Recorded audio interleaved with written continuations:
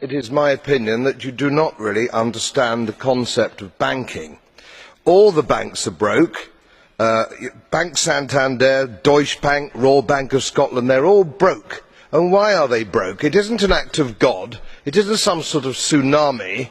They're broke because we have a system called fractional reserve banking, which means that banks can lend money that they don't actually have. It's a criminal scandal and it's been going on for too long. To add to that problem, you have moral hazard, a very significant moral hazard from the political sphere. And most of the problem starts in politics and central banks, which are part of the same political system.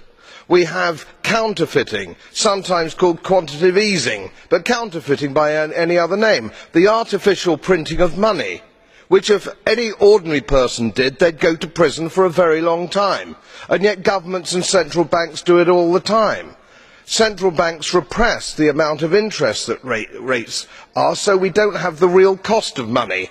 And yet we blame the retail banks for manipulating LIBOR. The sheer effrontery of this is quite astonishing. It's central banks that manipulate interest rates, Commissioner.